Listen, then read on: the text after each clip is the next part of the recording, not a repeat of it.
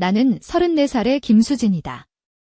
평범한 회사원으로 부산의 작은 회계사무소에서 일하며 매일같이 똑같은 일상을 반복하고 있었다.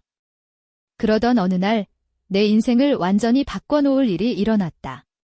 바로 로또 당첨이었다. 무려 47억 원. 내 손에 쥐어진 그 복권 한 장이 내 삶을 송두리째 바꿔놓았다.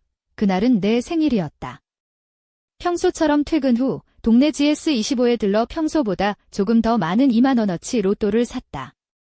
그냥 기분 내키는 대로 생일 숫자와 가족들의 생일을 조합해 직접 번호를 골랐다. 3, 16, 12, 21, 9, 30비 숫자들은 내 인생에서 가장 중요한 사람들을 의미했다. 그리고 그날 밤 TV 앞에 앉아 번호를 확인할 때까지 나는 이 번호들이 내 인생을 바꿔놓을 줄 전혀 몰랐다. 처음엔 믿기지 않았다. 손이 떨려 리모컨을 떨어뜨렸고 몇 번이고 다시 확인했다. 내 눈앞에 정확히 맞아떨어지는 6개 숫자. 부산에서 평범하게 살아가는 내가 갑자기 수십억 원의 주인이라니.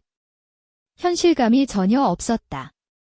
그날 밤 잠은커녕 인터넷에서 로또 당첨자들의 삶에 관한 기사들을 밤새 뒤졌다. 대부분의 이야기는 경고였다. 돈 때문에 가족이 갈라지고 친구들이 변하고 결국 파멸로 끝나는 이야기들이었다. 그래서 나는 결심했다. 절대 이 소식을 누구에게도 말하지 않겠다고. 은혜 가족은 솔직히 복잡하다. 아버지 김영철은 중학교 물리 선생님이고 어머니 박정희는 작은 카페를 운영한다. 부모님은 내가 14살 때 이혼하셨고 두 분 다 재혼했다. 아버지는 재혼 후 부인인 이수진과 함께 살고 있고 어머니는 새로운 남자친구인 최민호 씨와 함께 살고 있다. 그리고 나를 제외한 동생 김민지와 오빠 김태윤이 있다. 민지는 서울의 명문대 졸업 후 의사 남편과 함께 강남의 고급 아파트에 살고 있다.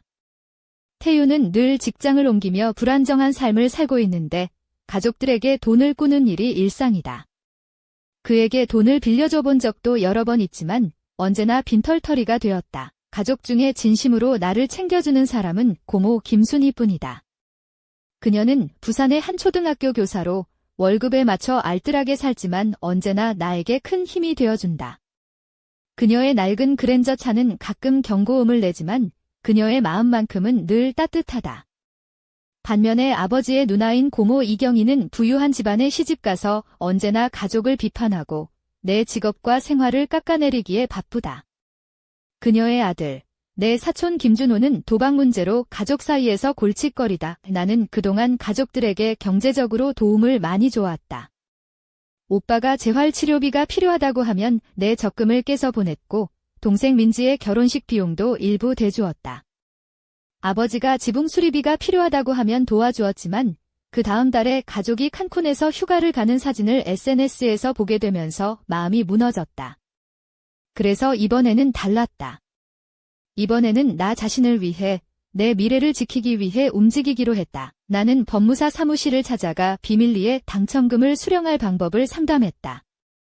부산 해운대의 고층 빌딩에 위치한 법무법인 진솔에서 만난 변호사 박태현은 신중하게 내 상황을 듣고 신탁을 설정해 당첨 사실을 숨길 수 있는 방법을 알려주었다. 세금 문제, 투자 계획, 그리고 무엇보다 절대 가족에게 당첨 사실을 알리지 말라는 충고까지. 그의 말에 나는 안도하면서도 무서웠다. 앞으로 모든 것을 혼자 감당해야 한다는 사실이 그 후 나는 가족들에게 내 상황을 시험해보기로 했다. 내가 갑자기 경제적으로 어려움에 처했다고 거짓말을 하고 누가 진심으로 나를 도울지 확인해보는 것이었다.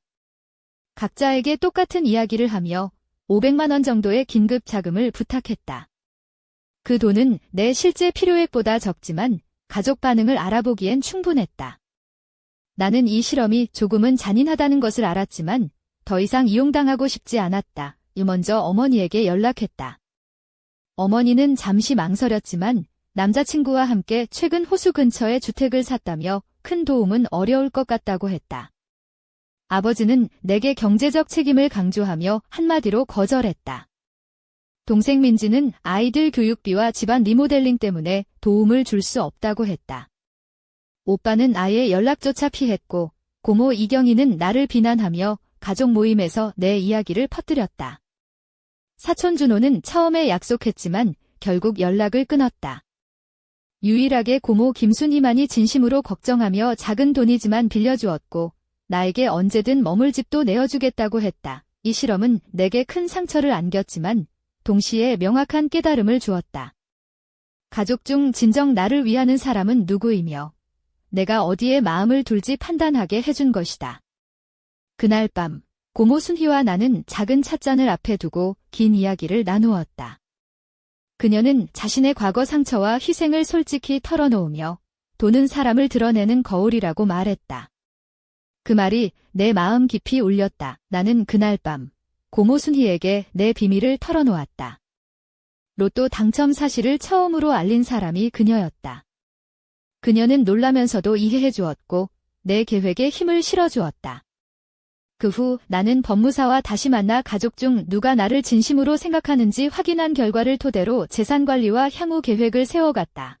가족 모임을 열었을 때 나는 당첨 사실은 밝히지 않고 내 재정 상황을 솔직히 이야기했다. 그 자리에서 나는 가족들의 이중성을 지적하며 내가 느낀 배신감을 조심스레 드러냈다. 그들의 반응은 예상대로였지만 나는 이제 두렵지 않았다. 그들은 내가 가진 진짜 힘을 모른 채 나를 판단했을 뿐이었다. 지금 나는 부산의 조용한 동네에 작은 집을 구해 이사했다. 고모 순이도 근처에 새로 집을 마련했다. 나는 두 번째 가족이라는 비영리 단체를 설립해 혼자 사는 노인들을 돕고 있다. 그 일을 하면서 내 삶은 비로소 진정한 의미를 찾았다. 차는 10년 된 아반떼, 옷차림은 여전히 단정하고 소박하지만 마음만은 그 어느 때보다도 풍요롭다. 돈은 내 삶을 완전히 바꿨지만 진짜 변화는 내 마음속에서 일어났다. 나는 이제 더 이상 누군가의 자원이 아닌 나 자신으로서 존중받고 사랑받을 자격이 있다는 사실을 알게 되었다. 그리고 그 진실을 가르쳐준 사람은 바로 내 곁에 있었던 단 한 사람, 고모 김순희였다. 하지만 그 평화 속에 나는 느꼈다. 누군가가 이 모든 비밀을 알고 싶어 한다는 느낌을. 그리고 그 누군가가 내 삶에 다시 어둠을 들이우기 시작했다는 예감도. 이 평온한 일상이 언제까지 지속될 수 있을까? 나는 아직 알 수 없었다. 내가 그 복권 당첨 사실을 숨긴 지 어느덧 한 달이 지나고 있었다. 매일 아침 거울 앞에서 나 자신을 바라볼 때마다 나는 두 얼굴을 가진 사람이 된 기분이었다. 겉으로는 평범한 회사원 김수진이지만 마음속에는 거액의 비밀을 품고 있는 비밀 부자가 있었다. 나는 이중생활을 하면서도 내가 선택한 이 길이 옳다고 믿었다. 하지만 가끔은 이 무게가 너무 무거워 견디기 힘들었다. 그날도 평소처럼 부산 남포동의 조그마한 카페에서 노트북을 켜고 두 번째 가족 비영리 단체의 운영 계획을 세우고 있었다. 오늘따라 머리가 지끈거렸지만 고모 순이가 보내준 따뜻한 말들이 떠올라 힘을 냈다. 그녀가 준 작은 실크 스카프를 목에 두르고 오랜만에 화장도 조금 짙게 했다. 내 검은 머리는 자연스럽게 웨이브가 져 있었고 목선이 살짝 드러나는 베이지색 블라우스에 깔끔한 검정색 슬랙스를 입었다. 발끝에는 새로 산 가죽 구두가 반짝였다. 그런 나를 바라보는 사람들은 내가 평범한 직장인임을 믿지 못할 것이다. 하지만 그날 오후 사무실에서 뜻밖의 상황이 벌어졌다. 회사 대표인 박 대표가 내 아이디어를 자기 것처럼 발표하던 중 갑자기 내게 불쑥 다가와 수진 씨, 오늘 저녁 회식 참석할 거죠? 중요한 자리니까 빠지면 안 돼요라며 무심한 듯 한마디를 던졌다. 나는 입술을 꽉 깨물었다. 언제나처럼 내 노력은 그저 배경 속 조연일 뿐, 주연은 다른 사람인 듯 했다. 그럴 때마다 조용히 웃어넘기려 했지만 오늘따라 그 불공평함이 가슴속에서 불타올랐다. 집으로 돌아가는 길, 나는 바닷바람이 부는 광안리 해변을 걸었다. 바다 냄새와 파도 소리가 내 마음을 조금은 달래주었다. 하지만 머릿속에는 온통 가족과 돈에 대한 생각이 가득했다. 나는 왜 가족이란 이름 아래서도 이렇게 외로울까? 그들은 내 성공을 원하지 않는 걸까? 아니면 그저 나를 이용하려는 것일까? 그런 생각에 미소가 절로 지어졌다. 내가 왜 그들 눈에 그렇게 보였을까? 아마도 그들은 내가 늘 도움이 필요한 사람으로만 보였을 것이다. 하지만 이제는 달랐다. 나는 그들의 기대와 달리 강인한 사람이 되었다. 그날 밤, 나는 고모 순희에게 전화를 걸었다. 그녀의 목소리는 언제나처럼 따뜻했고, 내 이야기를 듣는 그녀의 숨소리만으로도 위로가 되었다. 나는 내 계획을 조금 더 구체적으로 설명했다. 앞으로 어떻게 돈을 관리할지, 그리고 두 번째 가족 단체를 키워나갈 생각을 전했다. 고모는 수진아, 내가 이 길을 선택한 건 정말 현명한 결정이다. 가족이란 이름이 항상 따뜻한 건 아니지만 내가 진짜 가족을 만들고 있다는 게 중요하다고 말했다. 며칠 후 나는 의도치 않은 손님을 맞았다. 내 집 앞에 서 있던 사람은 바로 고모 이경이었다. 그녀는 언제나처럼 화려한 옷차림에 진주 목걸이를 하고 있었고 짙은 화장으로 눈빛을 가렸다. 그녀는 나를 보자마자 비웃음을 숨기지 않았다. 수진아, 여기서 뭐 하는 거야? 너 같은 사람이 이런 동네에 살아도 되는 거야? 그녀의 말투에는 비아냥과 경멸이 묻어 있었다. 나는 차분히 대답했다. 여기가 내 집이고 내가 행복한 곳이에요. 하지만 마음 한편에서는 그녀의 시선이 너무도 아팠다. 그 순간 나는 그동안 가족이라는 이름 아래 얼마나 많은 상처를 받았는지 새삼 깨달았다. 며칠 뒤 회사에서 뜻밖의 소식이 들려왔다. 박 대표가 내 아이디어로 큰 계약을 따냈다는 이야기였다. 이번엔 내가 인정받을 차례라고 믿었지만 그의 발표 자리에서도 나는 철저히 배제되었다. 그럴 때마다 나는 내 자신에게 속삭였다. 돈이 있어도 인정받지 못하는 내 모습, 이게 과연 행복일까? 하지만 현실은 냉혹했다. 돈이 전부가 아니라는 걸 알면서도 그 힘이 필요하다는 것도 부인할 수 없었다. 그날 밤, 나는 조용히 내 일기장에 적었다. 내가 가진 이 돈은 축복이자 저주다. 가족을 시험하고 나 자신을 시험하는 도구가 되었다. 하지만 나는 이 모든 혼란 속에서도 반드시 내 길을 찾을 것이다. 그리고 나는 다시 한번 고모 순희에게 전화를 걸었다. 그녀의 목소리는 언제나처럼 안정감이 있었다. 수진아, 내가 혼자가 아니라는 걸 잊지 마. 어떤 일이 있어도 난 내 편이야. 그 말에 눈물이 났다. 이 힘든 여정에서 나를 지탱해주는 유일한 빛이었다. 하지만 그 평화도 오래가지 않았다. 며칠 후, 내 스마트폰에 알 수 없는 번호로 한 통의 메시지가 도착했다. 내가 숨기고 있는 진실을 알고 싶다면 조심해라.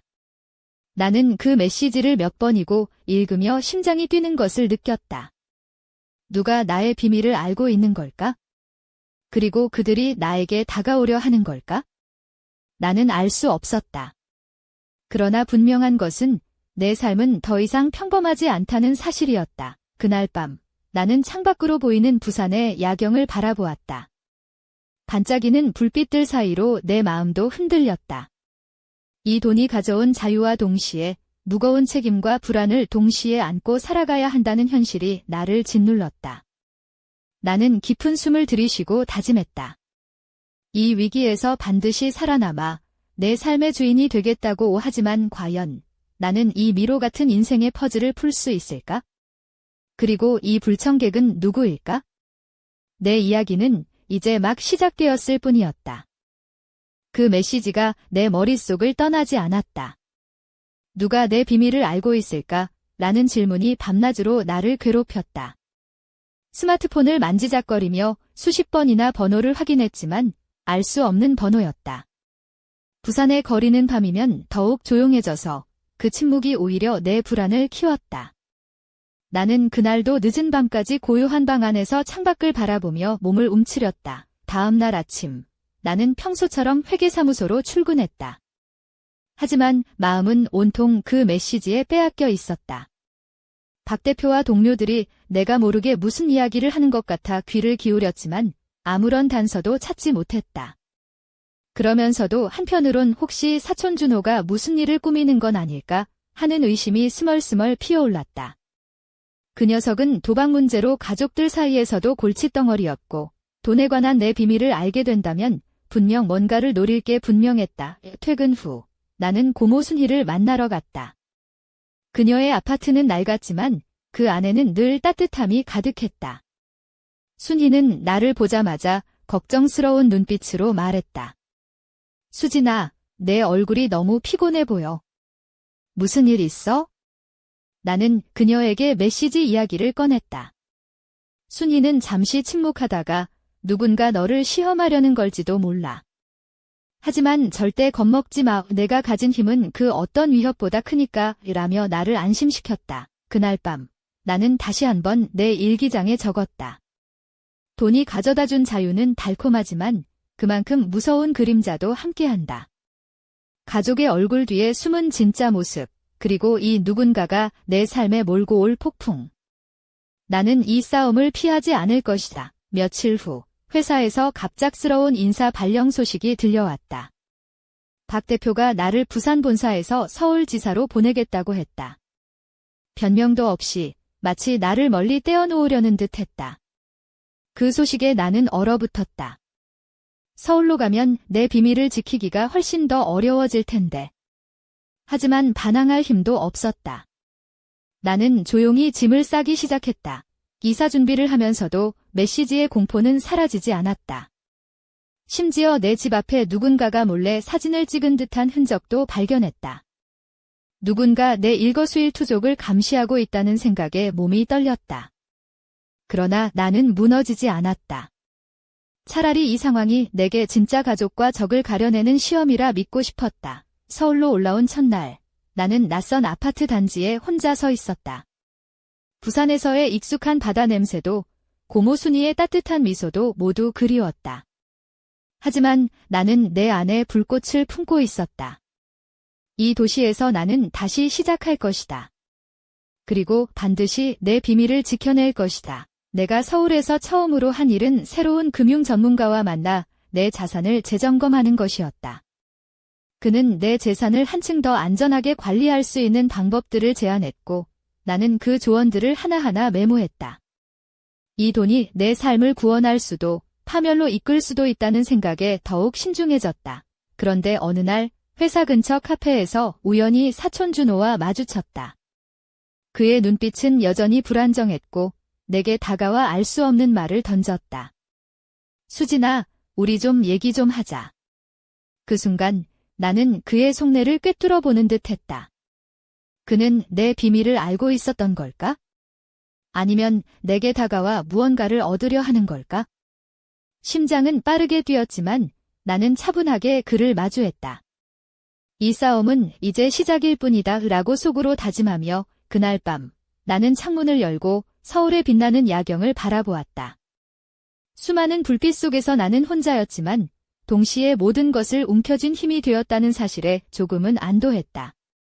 하지만 내 앞에 펼쳐질 운명은 여전히 안개 속에 가려져 있었다. 나는 알았다. 이 이야기는 아직 끝나지 않았다는 것을. 그리고 그 끝은 내가 상상하는 것보다 훨씬 더 복잡하고 위험할지도 모른다는 것을. 하지만 나는 준비되어 있었다. 내 인생을 바꾼 그날부터 나는 이미 변했으니까 이제 다음 장을 펼칠 시간이다. 서울 생활이 시작되면서 나는 매일 아침 낯선 거리에서 혼자 출근길을 걸었다. 고층 빌딩 숲 사이로 쏟아지는 햇살이 내 얼굴을 스치지만 마음 한구석은 여전히 무겁고 불안했다. 새 아파트는 깔끔했고 방창문으로 보이는 한강의 물결은 평화로웠지만 그 평화는 깨지기 쉬운 유리와 같았다. 나는 매일 아침 거울 앞에서 스스로에게 말했다. 수진아, 넌 절대 무너지면 안 돼. 이 돈은 내가 아니라 내가 만들어갈 미래의 도구야. 회사에서는 여전히 내 존재가 미미했다. 박 대표는 나를 서울지사에서 말단 회계사로 밀어넣었지만 나는 포기하지 않았다. 내 안에 숨겨진 강인함과 지혜를 믿었다. 동료들은 나를 얕잡아 봤지만 나는 그들의 평가에 흔들리지 않고 조용히 내 업무에 몰두했다. 가끔은 그들이 내 앞에서 내 아이디어를 가로채 가는 것 같아 속이 쓰렸지만 나는 웃으며 넘겼다. 언젠가 다 알게 될 거야. 내가 누구인지. 그러던 어느 날 서울 강남의 한 번화한 카페에서 뜻밖의 손님을 만났다. 고모 순이었다. 부산에서 먼 길을 와 나를 찾아온 그녀의 얼굴에는 걱정과 애정이 가득했다. 그녀는 낡은 가방에서 작은 도시락을 꺼내며 말했다. 수진아, 내가 얼마나 힘든지 알고 싶었어. 혼자서 다 감당하려고 하지 마라. 내가 내 옆에 있을게. 나는 눈물이 핑 돌았지만 그녀의 손을 꼭 잡으며 고마움을 전했다. 그녀가 내 삶의 유일한 진짜 가족임을 다시 한번 느꼈다. 그날 밤, 나는 새로 얻은 작은 위안을 안고 내 방 창가에 앉아 서울의 야경을 바라보았다. 그때였다. 스마트폰이 진동하며 메시지가 도착했다. 우리는 가까이 있다. 단 2글자. 하지만 내 등골이 서늘해졌다. 누군가가 나를 감시하고 있었다. 나는 숨을 깊게 들이쉬고 조용히 속삭였다. 그래, 넌 내가 생각한 것보다 더 가까이 있구나. 며칠 후, 회사에서 작은 모임이 있었다. 박 대표는 건방진 웃음을 지으며 내 앞에서 내 프로젝트를 가로챘다. 하지만 이번엔 달랐다. 나는 조용히 내 자료를 꺼내 그 자리에서 차분하게 그의 실수를 지적했다. 동료들의 눈빛이 달라졌다. 저 여자가 다르다는 걸 알게 된 순간이었다. 그리고 그날 밤, 사무실 밖에서 누군가 내 이름을 속삭이는 소리가 들리는 듯 했다. 서울 생활이 점점 치열해질수록 나는 점점 더 강해졌다. 돈이 준 자유와 무게를 동시에 안고 나는 내 인생을 스스로 설계했다. 고모 순이와의 우정은 더 깊어졌고 나는 2번째 가족 단체를 서울에서도 확장하기 시작했다. 그 과정에서 나는 깨달았다. 진짜 가족은 피가 아니라 마음으로 만드는 것이라는 것을. 하지만 내 평화로운 일상에 다시 그림자가 드리웠다. 어느 날 집으로 돌아오는 길에 낯선 봉투가 문 앞에 놓여 있었다. 봉투 안에는 사진 몇 장과 짧은 쪽지가 있었다. 사진에는 내가 고모 순희와 함께 있는 모습, 그리고 내가 부산에서 만난 사람들과의 사적인 순간들이 담겨 있었다. 쪽지에는 이렇게 적혀 있었다. 진실은 언젠가 드러난다. 그 순간 나는 숨이 막혔다. 누군가 내 사생활을 뒤쫓고 있었다. 그리고 그들은 내 비밀을 세상에 드러내려는 듯 했다. 나는 묵묵히 봉투를 접어 서랍 깊숙이 넣었다. 이건 단순한 경고가 아니었다. 내 삶을 바꿀 폭풍의 전조였다. 나는 다시 고모 순희에게 전화를 걸었다. 그녀의 목소리는 언제나처럼 차분하고 따뜻했다. 순희야, 이젠 정말 위험해진 것 같아. 누군가 나를 노리고 있어? 그녀는 잠시 침묵하다가 말했다. 수진아, 우리가 함께라면 두렵지 않아. 하지만 조심해야 해. 이 싸움은 이제 시작이야. 그 밤, 나는 긴장을 풀지 못한 채 눈을 감았다. 하지만 마음속 한켠에서는 새로운 결의가 샘솟았다. 이 모든 위협과 불안 속에서도 나는 무너질 수 없었다. 내 인생의 주인은 바로 나 자신이니까. 그리고 나는 반드시 이 미스터리를 풀고 내 삶을 지켜낼 것이다. 그러나 그 누구도 예상하지 못한 일이 곧 벌어질 것이다. 내 평화로운 일상 속에 숨어있던 어둠이 서서히 모습을 드러내고 있었다. 나는 그 어둠 속에서 무엇을 마주하게 될까? 그리고 그 비밀은 내 삶을 어떻게 뒤흔들 것인가? 그 답은 아직 아무도 모른다. 하지만 분명한 것은 내 이야기는 이제 막 절정에 이르렀고 앞으로 펼쳐질 운명의 장은 더욱 짙은 긴장과 드라마로 가득할 것이라는 사실이다. 서울의 아침은 언제나 분주했고 나는 그 소용돌이 속에서 점점 더 깊은 그림자와 마주하고 있었다. 낯선 도시의 회색 빌딩 숲 사이로 출근길을 걸으며 나는 내 마음속 미로를 헤매고 있었다. 누군가 나를 지켜보고 있다는 그 불길한 감각은 점점 더 강해졌고 매 순간조차 조심하지 않으면 안 될 것만 같았다. 내 방에는 여전히 그 낯선 봉투가 서랍 깊숙이 숨겨져 있었다. 사진 속 내 모습들은 사소한 일상처럼 보였지만 그것들은 누군가에게는 나를 조종할 수 있는 강력한 무기가 되어 있었다. 나는 그 무게에 눌려 한동안 잠을 이루지 못했다. 내 안에 자리한 불안이 몸을 서서히 갉아먹는 듯 했다. 그럼에도 불구하고 나는 하루하루를 버텨냈다. 2번째 가족 단체의 활동은 날로 확장되었고 나는 마치 새로운 삶을 살고 있는 것 같았다. 고모 순이와의 관계는 내게 유일한 위안이었다. 그녀가 건네준 흐릿한 조명 아래에서의 따뜻한 차 한 잔은 이 척박한 현실 속에서 나를 지탱해주는 작은 불빛이었다. 그러나 그 불빛도 점차 흔들리기 시작했다. 어느 날 단체의 사무실로 걸려온 전화 한 통이 모든 것을 뒤흔들었다. 상대는 내 비밀을 알고 있다는 듯한 목소리로 너의 모든 것을 알고 있다고 협박했다. 그 순간 내 심장은 터질 듯 뛰었고 나는 그 목소리 너머에 있는 존재가 누구인지 알 수 없었지만 그들이 내 삶을 완전히 파괴할 수도 있음을 직감했다. 그날 밤 나는 고모 순희를 찾아갔다. 그녀의 눈빛은 흔들리지 않았다. 수진아, 이 싸움은 내가 생각하는 것보다 훨씬 더 깊고 위험해. 하지만 넌 혼자가 아니야. 우리가 함께라면 어떤 어둠도 견딜 수 있어. 그녀의 말은 내게 닿는 단단한 빛이었다. 나는 그 빛을 붙잡고 다시 일어섰다. 서울의 한복판에서 나는 스스로에게 다짐했다. 내가 가진 이 모든 것을 지키고 내 삶을 내 손으로 다시 쓸 것이다. 그 결심은 내 안에 숨겨진 강인함을 깨웠고 나는 앞으로 닥칠 시련에도 굴하지 않을 준비가 되었다. 하지만 그 어둠은 점점 더 가까이 다가오고 있었다. 어느 날 사무실 복도에서 마주친 한 인물의 눈빛이 내 심장을 얼어붙게 만들었다. 그는 내 과거와 현재, 그리고 숨겨진 비밀을 모두 꿰뚫는 듯 했다. 그 순간 나는 알았다. 이 싸움은 단순한 가족 간의 갈등이 아니라 내 존재 자체를 위협하는 거대한 그림자와의 대결임을 나는 다시 한번 깊은 숨을 들이쉬었다. 그리고 내 마음속에서 울려 퍼지는 한마디를 되뇌었다. 이제부터는 내가 이 이야기를 끝낼 차례다. 그러나 그 끝은 결코 평범하지 않을 것이다. 내 앞에 놓인 미로는 더욱 복잡하고 어두워졌고 그 안에서 나는 나 자신과 마주해야만 했다. 그리고 그 마주침은 내 인생을 완전히 바꿔놓을 거대한 진실을 드러낼 것이다. 오늘 이야기는 이제 막 시작되었고 다음 장에서는 그 진실이 서서히 모습을 드러낼 것이다. 나는 그 진실을 마주할 준비가 되어 있다. 그리고 그 결말은 누구도 예상하지 못한 충격과 반전을 안겨줄 것이다.